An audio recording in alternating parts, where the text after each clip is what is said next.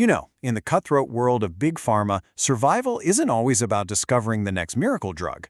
Sometimes it's about a totally different kind of secret weapon, one that's forged not in a lab, but in a boardroom. Let's just start with this number, $12.9 billion.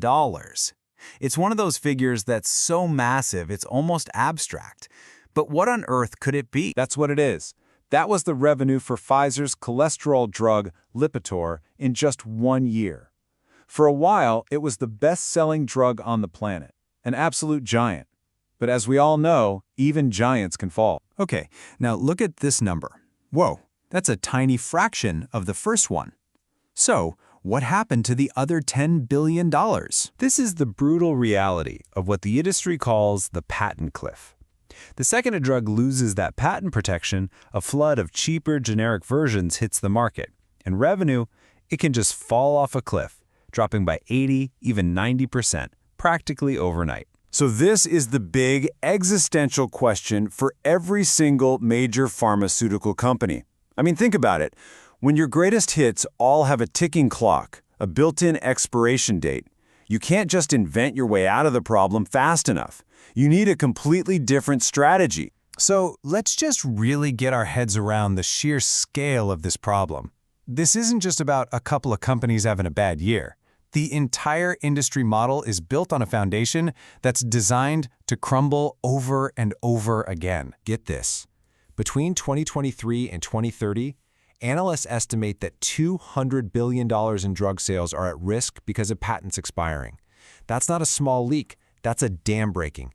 We're talking about almost 200 different drugs, including dozens of those huge blockbusters losing their protection. And the people who watch this industry for a living, they're not mincing words. Calling it a patent cliff of tectonic magnitude, yeah, that really nails it.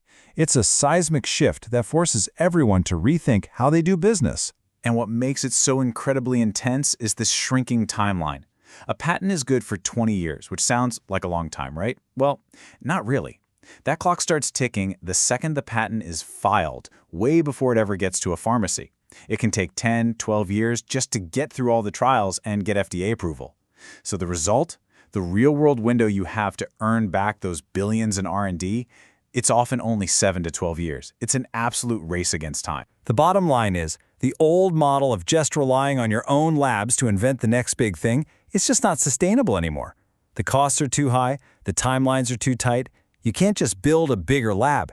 You have to build a smarter network. And that brings us to the lifeline that so many smart companies are grabbing onto.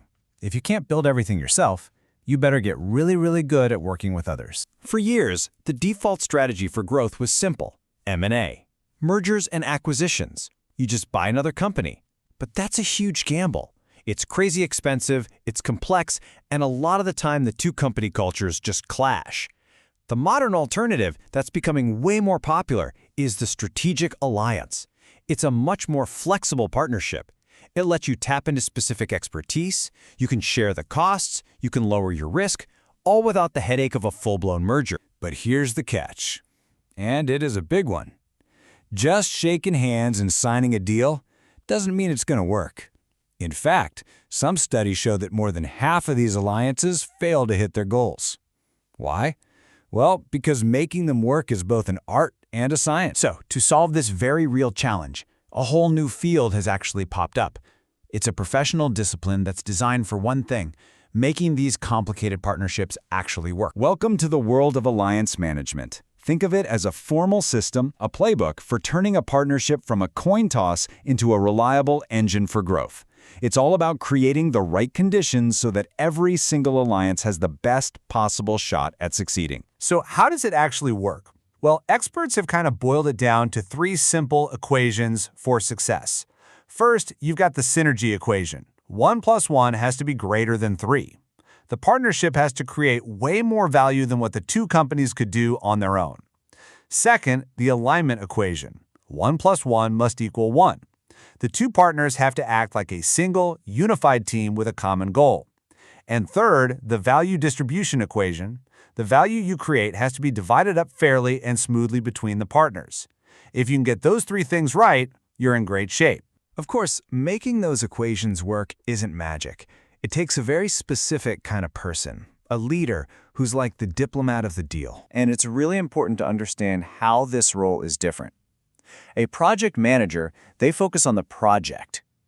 Tasks, budgets, deadlines. They are accountable for delivering the product. An alliance manager, on the other hand, focuses on the alliance itself, the health of the relationship, the governance, the long-term value. They're people, they're politically savvy, and they're problem solvers. They act almost like a referee or an ombudsman for the partnership, and their job is to keep the alliance healthy. And don't just take my word for it. This quote from a seasoned alliance manager says it all. It's not about checking boxes off a list. It's about navigating all the messy, human stuff that happens when two big organizations try to work together on something important. All right, so what does this actually look like in practice? There is no better example than the company that basically invented this whole field, Eli Lilly. Lilly was so ahead of the curve here. They started the industry's first formal Office of Alliance Management way back in 1999, and their mission wasn't just to make deals. It was to make their alliances better.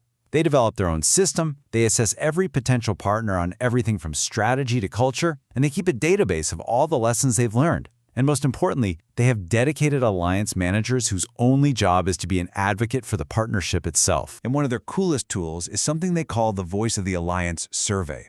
They actually measure the health of the relationship. This chart is a great example.